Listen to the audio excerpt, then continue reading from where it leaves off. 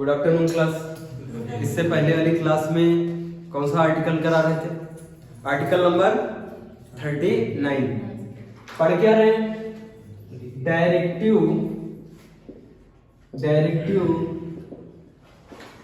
Principles of state policy. Clear है? Directive principle of state policy को short form में क्या कहते हैं? डीपीएसपी किस भाग में? भाग नंबर 5 है। भाग फंडामेंटल राइट किस भाग में? भाग नंबर 3। बस भाग नंबर 3 से ही तो आगे बढ़े थे। भाग नंबर 4 होगा नहीं होगा? याद रखना, पूछा जाता है भाग नंबर 4 में क्या है? डीपीएसपी, इसी का शॉर्ट फॉर्म है डीपीएसपी। इसको हिंदी में क्या कहते हैं? राज्य के नीति निदेशक तत्व। समझ में आया? पूछा जाता है राज्य के कर्तव्य, हम लोगों के कर्तव्य आर्टिकल नंबर 51 में, इसी में है आर्टिकल नंबर 51 का भाग। उसमें हम लोगों के कर्तव्य हैं। इसमें कौन से कर्तव्य है? राज्य के कर्तव्य। ये डीपीएसपी का मतलब क्या है? राज्य के कर्तव्य। राज्य के कर्तव्य किसने बताए? संविधान निर्माताओं ने बताया कि राज्य के ये कर्तव्य है। जब भी वो क्या बनाए? पॉलिसी बनाए। भविष्य में जब भी वो पॉलिसी बनाए, संविधान निर्माताओं को ये पता था। उस टाइम संविधान निर्माताओं को पता था कि भविष्य में आने वाली सरकार जो आएंगे, भविष्य में जो बैठेंगे सरकार चलाएंगे, वो थोड़ा बहुत लोग होंगे। उनको उस टाइम पे पता था। इसीलिए उन्होंने क्या बनाया है? डीपीएसपी बनाया। कहा जब कुछ ना समझ में आए, जब लगे कि नहीं कुछ समझ में आ रहा, कैसे बनाए क्या पॉलिसी, कैसे बनाए नियम कानून, तो क्या देख लेना? डीपीएसपी देख लेना। डीपीएसपी में जो लिखा है, इनके सिद्धांतों को फॉलो करके बना देना। क्या कानून बना देना? वो 100% कैसा कानून होगा? लोक कल्याणकारी कानून होगा, अच्छा कानून होगा। लोग कहेंगे कि हाँ ये अच्छा कानून है। और वो कानून सब इसमें निहित है। किसमें? डीपीएसपी में। समझ में आया? इसीलिए इसको क्या कहते हैं? राज्य के कर्तव्य। आर्टिकल नंबर कौन सा पढ़ा रहे थे? आर्टिकल 39 39 पढ़ा रहे थे। आर्टिकल नंबर 39 में क्या लिखा है? आर्टिकल नंबर 39 में लिखा है, डालो हेडिंग डालो, अनुच्छेद 39 आर्टिकल नंबर 39। इसमें लिखा है सभी नागरिकों को जीविका के पर्याप्त साधन प्राप्त करने का अधिकार है। इतना ना समझ में आए, कठिन लगे तो ये समझ लो, सभी नागरिकों को जीवन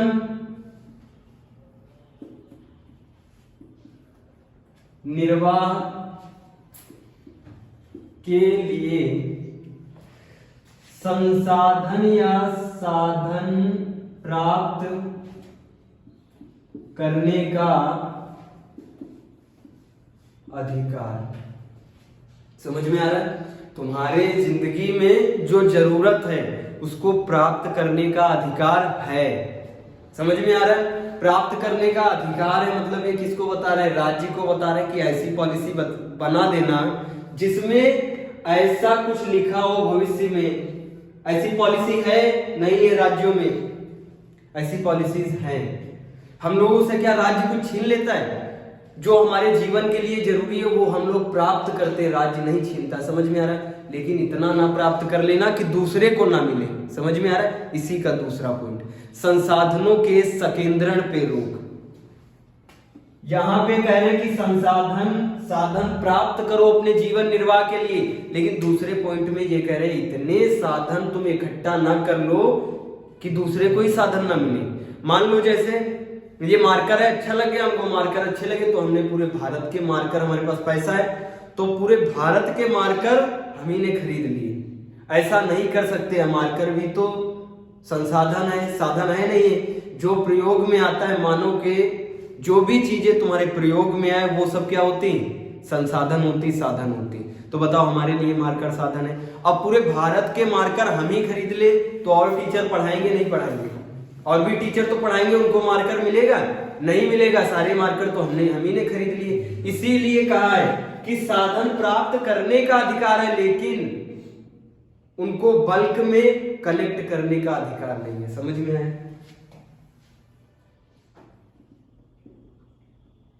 साधनों और धनों का मतलब धन, समझ में आ रहा है? साधन और धन को सकेंद्रण करने का अधिकार नहीं है। सकेंद्रण का मतलब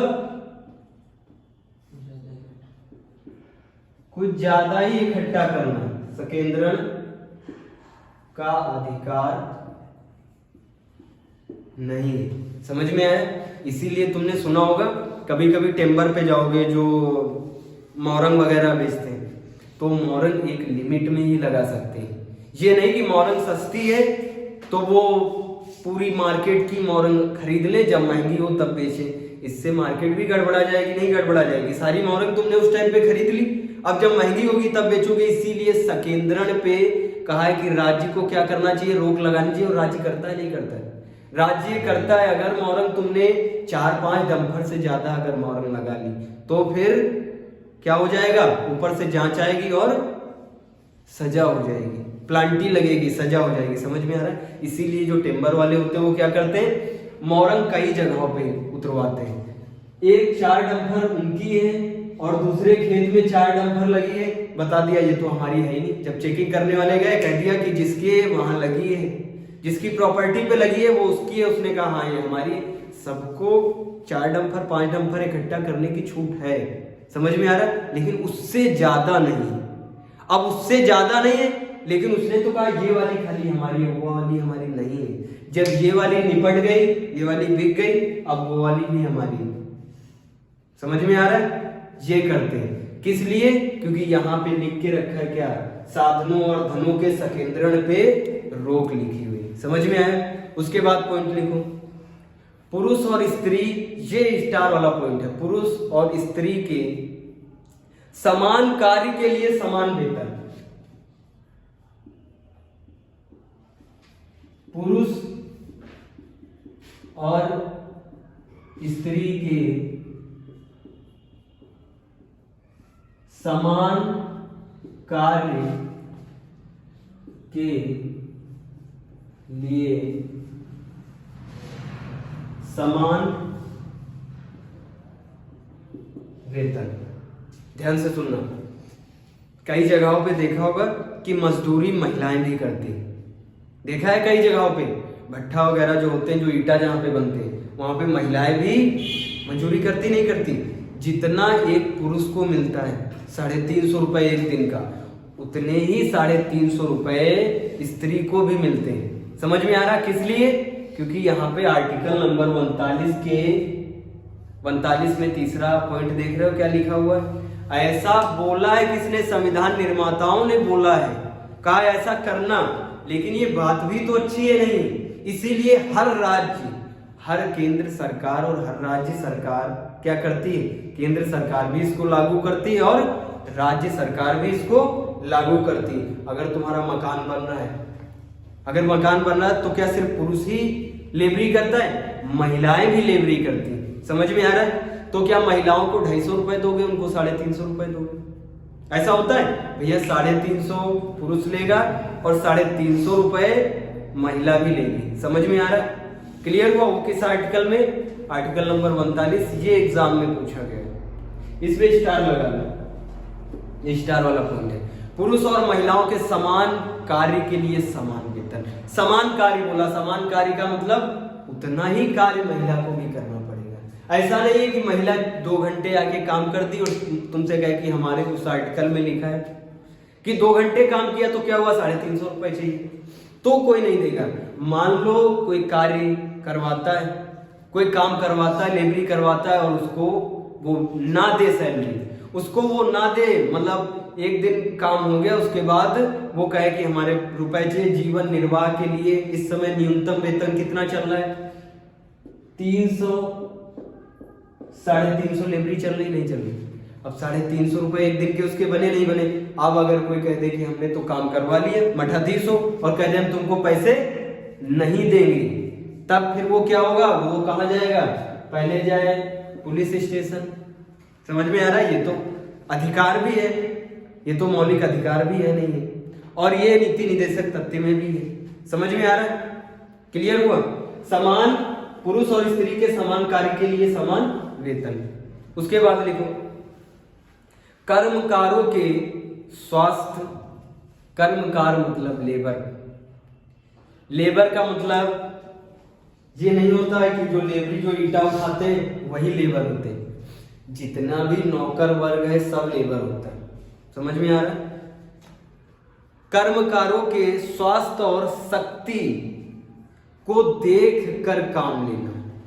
ध्यान से सुनना, बहुत अच्छा आर्टिकल है। कर्मकारों के स्वास्थ्य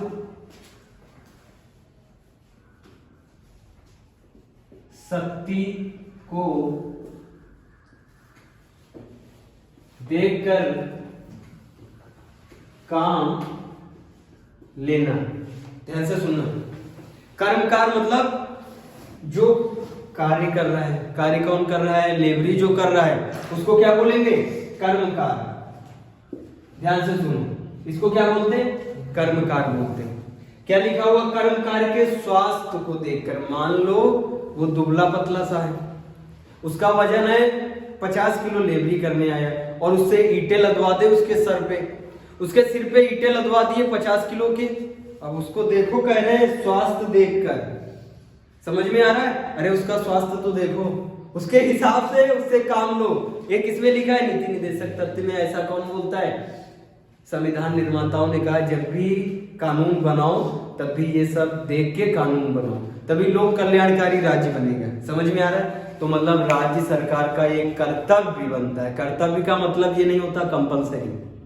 कर्तव्य का मतलब होता तुम्हारे इच्छा अनुसार। अगर तुम्हारी इच्छा है तो करो, इच्छा नहीं है तो ना करो, उसको कहते हैं कर्तव्य। समझ में आ रहा है? अरे कई जनों को सुना होगा कहते हुए कि तुम्हारा ये कर्तव्य है कि माता पिता की सेवा करो, लेकिन क्या सब लोग सेवा करते?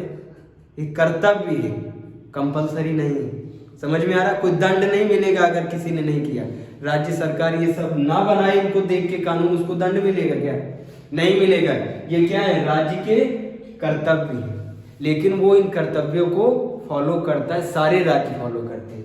वो क्या कहते हैं? अगर कर्मकार कोई लेबर है और वो काम करने गया, स्वास्थ्य नहीं सही, दोपहर में उसका स्वास्थ्य बिगड़ गया। सुबह सुबह गया था, सही था, दोपहर में उसका एक हाथ नहीं काम कर रहा और वो कह रहा भैया हमारा एक हाथ नहीं काम कर रहा, हमने दोपहर तक क्या किए? लेबरी की। 350 रुपए के कुछ रुपए बने, 150 रुपए बने, 150 रुपए हमें दे दो, हम घर जा रहे हैं। उसको फिर कोई रोक सकता है क्या?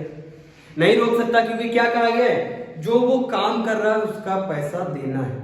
जितना उसने काम किया है उसका पैसा दे दो। उसके बाद इसमें क्या लिखा? कर्मकारी के स्वास्थ्य शक्ति, शक्ति अभी छोड़ दो, स्वास्थ्य देखो। स्वास्थ्य को देख कर, उसका स्वास्थ्य खराब हो गया दोपहर में, जब दोपहर में स्वास्थ्य खराब हो गया तो छुट्टी मांग रहा, छुट्टी देनी पड़ेगी उसको। स्वास्थ्य खराब है ना उसका। समझ में आ रहा है? क्लियर हुआ? उसके बाद क्या लिखा हुआ? दूसरा पॉइंट शक्ति। शक्ति का मतलब है मान लो उसका वजन है 50 किलो और उससे काम करा रहा 80 किलो वाला, कैसे कर पाएगा? जीने से नहीं गिर जाएगा। इसीलिए कहते स्वास्थ्य और शक्ति को देख कर काम लेना। लिखा हुआ इसमें, किसमें? किस आर्टिकल में? आर्टिकल नंबर 39 में लिखा है। क्लियर हुआ? स्वास्थ्य और शक्ति को देखकर काम लेना। उसके बाद इसी में आगे पॉइंट है बालकों को बाल श्रम से संरक्षण। बालकों को, बालक कब तक कहे जाते हैं? 14 वर्ष के नीचे वाले बालकों को बाल श्रम से।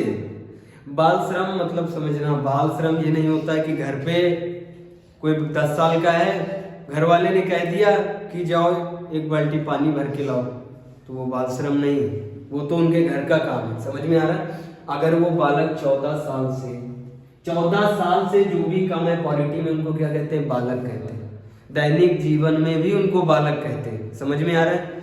उनसे अगर कोई फैक्ट्री वाला काम लेता है या फिर उनके पिताजी भेज देते हैं जबरदस्ती कहाँ, फैक्ट्री में काम करने, और उसको लगे हमको तो काम भी नहीं करना, हमको तो क्या करनी, अभी पढ़ाई करनी, तो ये गैर कानूनी होता है। समझ में आ रहा है? 14 साल से नीचे वाले इसीलिए कहीं पे काम पे नहीं रखे जाते, क्योंकि उनको काम कराने से ज्यादा तो उनको भुगतना पड़ेगा अगर फंस गए तो।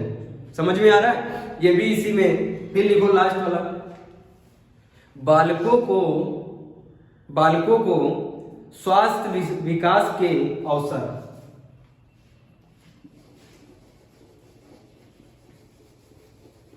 इसी में है आर्टिकल 42 में, देखो इधर रफ किए दे रहे हैं, इधर लिखे दे रहे हैं।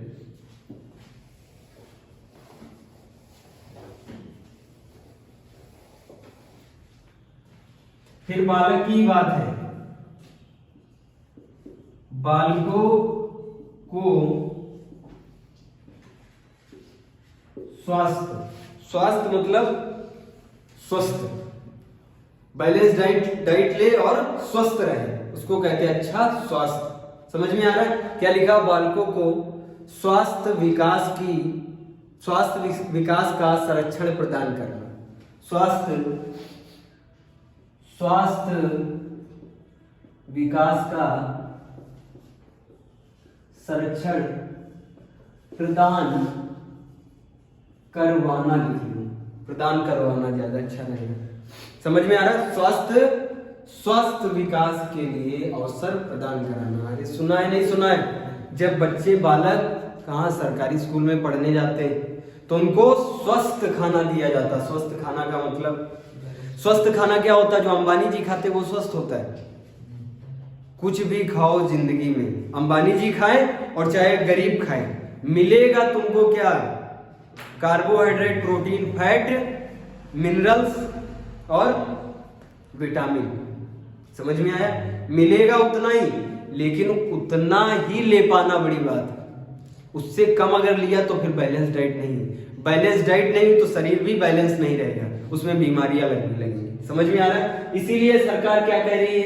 बालकों को स्वास्थ्य विकास के अवसर प्रदान कराना। समझ में आया? यहां तक क्लियर? आर्टिकल नंबर 39 यही था। आर्टिकल नंबर 39 का कार्ड, 39 का भाग, इसी में 39 या डाल सकते हो, बी भाग है इसका, दूसरा भाग है इसी 42 में है।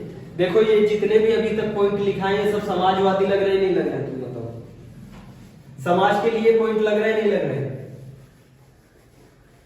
ये सब समाजवादी पॉइंट है। अभी तक जितने भी लिखाए हैं ये सब कैसे पॉइंट हैं? समाजवादी। अब जो लिखवाने जा रहे हैं ना वो है गांधीवादी पॉइंट। आर्टिकल नंबर 39 का भाग, इसमें लिखा है गरीबों को निःशुल्क विधिक सहायता उपलब्ध कराना। गरीबों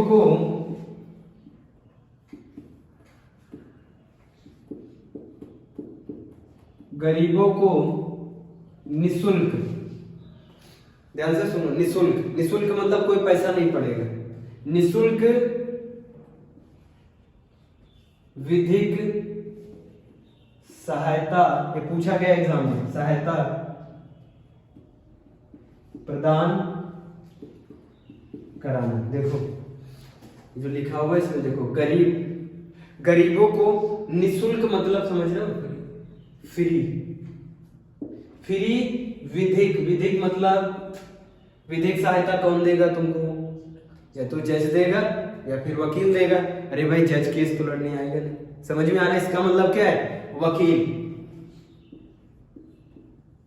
देखो बन गया, गरीबों को फ्री वकील प्रदान करना।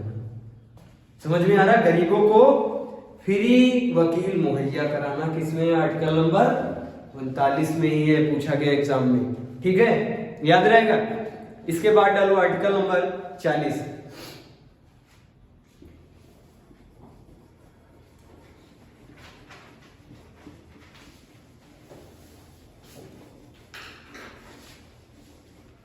अनुच्छेद 40।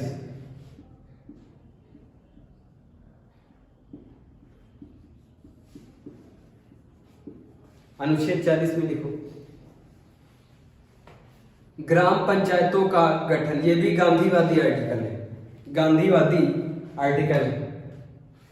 थोड़ा याद रख लेना, ना याद रहे कोई बात नहीं, थोड़ा समाजवादी गांधीवादी ये दिमाग में रहे तो ठीक है। ये गांधीवादी आर्टिकल है। आर्टिकल नंबर 40 में क्या लिखा हुआ है, ग्राम पंचायतों का गठन और उन्हें आवश्यक शक्ति प्रदान करना। ग्राम पंचायतों का गठन, ग्राम पंचायतों का गठन, इतना आया सब समझ में। ग्राम पंचायतों का गठन मतलब सरकार, समझ रहे हो, सरकार अपर लेवल से लोअर लेवल तक होती है। अपर लेवल समझते हो, अपर लेवल कहते हैं संसद को, समझ में आ रहा। सबसे अपर लेवल क्या होती है, संसद होती है। जिस संसद का मुखिया कौन होता है, वो स्पीकर की बात अलग है, समझ में आ रहा है, लेकिन मेन पावर प्रधानमंत्री के पास होती है, समझ में आ रहा है। सबसे ऊपर क्या होती है, संसद थी, संसद के बाद विधानसभा बनाई गई। विधानसभा समझते हो, राज्य लेवल की सबसे प्रमुख होती है विधानसभा। विधानसभा जब बनाई गई, इसके नीचे लेवल कोई डिसाइड नहीं कर पा रहे थे, तो उन्होंने सोचा कि भैया इसके नीचे अगर लेवल नहीं होगा तो हर एक इंसान क्या विधानसभा जा पाएगा, क्या डायरेक्ट संसद जा पाएगा, नहीं जा पाएगा। इसके नीचे भी लोअर लेवल होने चाहिए, तो इसमें भी होते हैं जिला परिषद, होते जिला परिषद होते है ना। और इससे भी नीचे जो लेवल होता है, जिला से नीचे वाला लेवल, इसमें मेन होता है मेयर। और इससे जो नीचे लेवल होता है वो आता है, इसको नगर निगम में भी डालते हैं, सुना नहीं है, नगर निगम के इलेक्शन होते हैं, नगर निगम।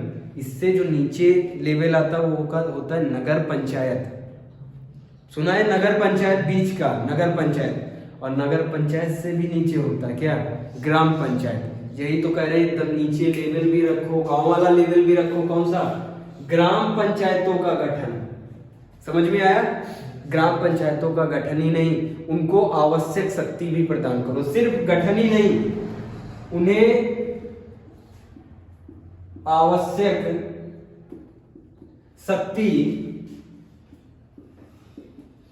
प्रदान कराना, आवश्यक शक्ति प्रदान कराना। समझ में आ रहा, मतलब भर की उनके पास शक्ति होनी चाहिए। कैसी शक्ति, नाली बनवा दो, है ना, कई सारे गांव में विकास होते हैं, लो लेवल के विकास, उतनी तो शक्ति किसको होनी चाहिए, वहां के सरपंच को होनी चाहिए। इसका मेन कौन होता है, ग्राम पंचायत का मुखिया, मुखिया भी कहते हैं, सरपंच भी कहते हैं, प्रधान भी कहते हैं। समझ में आया, ये किसमें, आर्टिकल नंबर 40 में ये भी पूछा गया है, आवश्यक शक्ति प्रदान करना। क्लियर है, इसको नोट डाउन करो।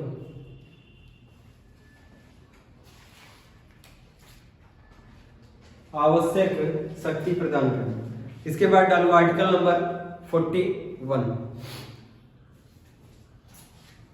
Article number 41।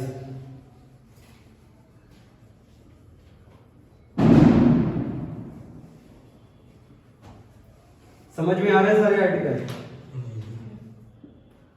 आर्टिकल नंबर 41 देखो, बेरोजगार, बूढ़ा, बीमार, 3 लोगों की बात कहेंगे। कौन कौन, बेरोजगार, अनएम्प्लॉयमेंट, बूढ़ा मतलब समझते हो, बुढ़ाऊ, अरे 60 के ऊपर वाले, 50 के ऊपर, 55 के ऊपर वाले बूढ़े लोग। और बीमार लोगों की दशाओं के लिए, उनकी जो दशा है, इन लोगों की दशा बिगड़ी दशा होती है, इनकी बिगड़ी दशा को सुधारने के लिए कुछ ना कुछ प्रदान करना। कुछ ना कुछ क्या प्रदान करते हैं, बूढ़े को वृद्धा पेंशन, बेरोजगार को आ गए ना श्रम कार्ड, लेबर कार्ड, कई सारे कार्ड आए, समझ में आ रहा है, बेरोजगार कार्ड आता है, अनएम्प्लॉयमेंट कार्ड बनता है, उनको 500 रुपए, 1000 रुपए खाने भर का देना। समझ में आ रहा है, ये कौन कह रहा है, ये संविधान निर्माताओं ने अपनी आवाज किसके द्वारा लगाई है, डीपीएसपी के द्वारा लगाई है कि किसके कान तक पहुंचे, राज्य के कानों तक पहुंचे,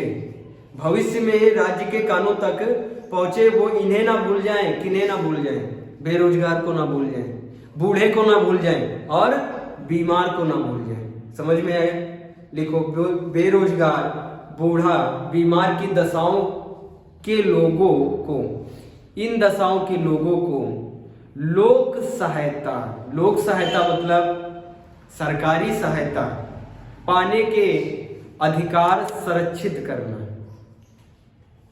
इतना ना कठिन समझ में आए तो देखो, बेरोजगार बुढ़ाओ मतलब बूढ़ा इंसान 55 से ऊपर वाला, 60 के ऊपर वाला बूढ़ा व्यक्ति होता है। अब बताओ, बूढ़ा अगर कोई इंसान है और उसके घर वाले भी उसको निकाल दें, उसके जो बच्चे हैं उसको निकाल दें, वो कहाँ जाएगा? इसीलिए सरकार इसको क्या देती है? वृद्धा पेंशन देती है। वृद्धा पेंशन जितनी आती है उतने में इनका क्या हो जाता है? ये खाना खर्चा तो चलता रहता है 800,000 रुपए में। समझ में आ रहा है? बेरोजगार, बूढ़ा और कौन? बीमार। कहा है 3 लोगों को क्या करना? सरकारी सहायता प्रदान करना। लोक सहायता, सरकारी सहायता प्रदान कराना। कौन कराएगा? आने वाली सरकार। सारी सरकारें करती, सारी सरकारें। ये बेरोजगार को बेरोजगारी पेंशन मिलती, हर राज्य में नहीं मिलती। जिस राज्य में नहीं मिलती, क्या उसको कोई मार डालेगा? नहीं मार सकता है। हर जगह पे वृद्धा पेंशन मिलती, नहीं मिलती। हर जगह पे बीमार को उतनी सुविधाएं मिलती, नहीं मिलती। कहा गया है उनसे, ये तुम्हारे कर्तव्य है, ये करो। नहीं किया तो कोई बात नहीं। समझ में आ रहा है? कहां तक समझ ये आया? समझ में? बेरोजगार, बूढ़े और बीमार को सरकारी सहायता प्रदान करवाना। समझ में आया? फिर आर्टिकल नंबर 42 डालो। आर्टिकल नंबर 42,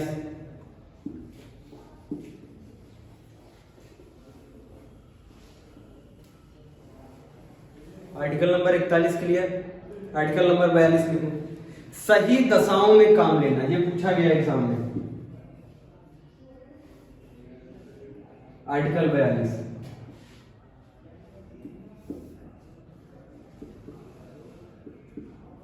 सही दशाओं में काम लेना। समझ में आ रहा? सही दशाओं में काम लेना। किससे काम लेना? भाई जानवर क्या काम थोड़ी ना करेगा। किससे? पुरुष और महिला से काम लेना। पुरुष अगर बीमार है, कोई दिक्कत है तो उससे काम ना लो, और महिला अगर बीमार है। समझ में आ रहा? इसी में आता है प्रेगनेंसी। इसी में क्या आएगा? Pregnant women. अब बताओ, प्रेग्नेंट वुमेन क्या स्वस्थ होती? वो स्वस्थ नहीं होती। स्वस्थ नहीं है इसका मतलब उससे काम ना लिया जाए, वो चाहे सरकारी हो या प्राइवेट संस्था हो। जब वुमेन क्या होती है? प्रेग्नेंट होती, तो उसको छुट्टी मिलती है, 3 महीने 4 महीने की छुट्टी मिलती है। सरकारी काम कर रही हो या प्राइवेट काम कर रही हो, ये पूछा गया है आर्टिकल। प्रेग्नेंट वुमेन को छुट्टियां जो मिलती वो किस आर्टिकल से मिलती है? आर्टिकल नंबर 42 से। समझ में आया? अब लिखो आर्टिकल नंबर 43। आर्टिकल नंबर 43, सभी कर्मकारों के लिए जीवन निर्वाह मजदूरी। ये भी पूछा गया आर्टिकल। आर्टिकल नंबर 43,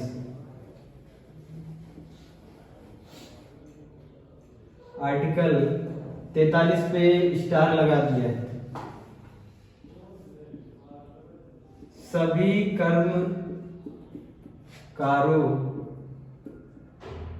के लिए जीवन निर्वाह मजदूरी, जीवन निर्वाह मजदूरी प्रदान कराना। समझ में आ रहा है? यही वो आर्टिकल है जो हर लेबर क्या कहता है? लेबरी पे आने से पहले कहता अभी लेबरी कितनी चल रही है? 300 साढ़े 300 रुपए चल रही है।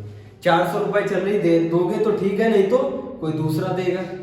समझ में आ रहा है? वो डिमांड एंड सप्लाई के हिसाब से रेट बढ़ते घटते रहते हैं।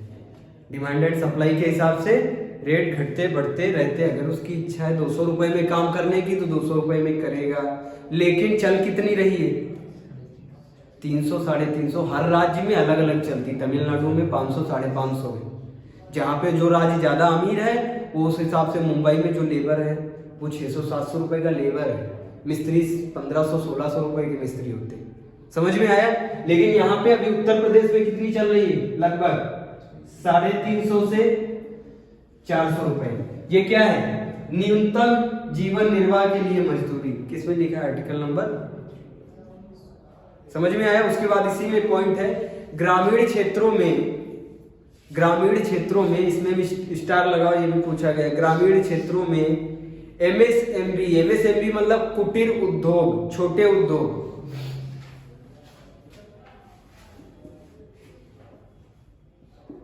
ग्रामीण इलाकों में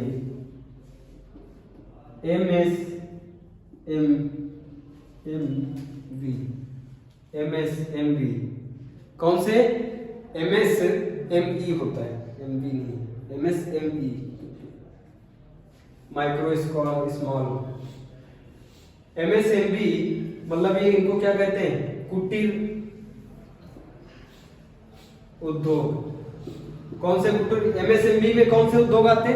एक छोटी सी दुकान से लेकर जो इंसान ने खोली है 10,000 रुपए लगा के, 5 करोड़ के बिजनेस तक, 10 करोड़ के बिजनेस तक, सब किसमें आते हैं? एमएसएमई में आते हैं। समझ में आया? कहां पे खोलने को बता रहे हैं? ग्रामीण इलाकों में एमएसएमई कुटीर उद्योग को प्रोत्साहन देना।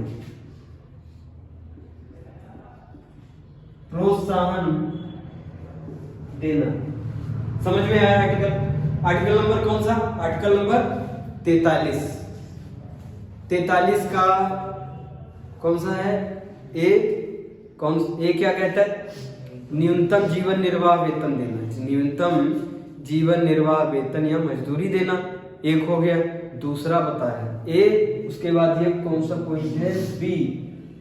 बी क्या कहता है? ये 43 में, ये 44 ना ऐड कर देना इसमें। समझ में आ रहा? 44 तो समान संहिता, सिविल कोड है। समझ में आया? Article number 43। किसी को कोई दिक्कत? Article 43 clear? आर्टिकल नंबर 44 है। आर्टिकल नंबर 44, भारत में समस्त राज्य क्षेत्र में, भारत के समस्त राज्य क्षेत्र में नागरिकों के लिए समान सिविल संहिता। स्टार लगाओ, बहुत बार क्वेश्चन पूछा गया। आर्टिकल नंबर 44, इसी को कहते हैं इंग्लिश में common civil code. Common civil code किसमें?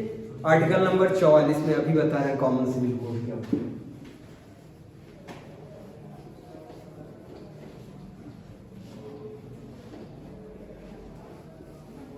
ज्यादा ना याद रहे तो इतना याद रखना, आर्टिकल नंबर 44 को इंग्लिश में कहते हैं 44। ये याद रखना, स्टार लगा दिया इस पे।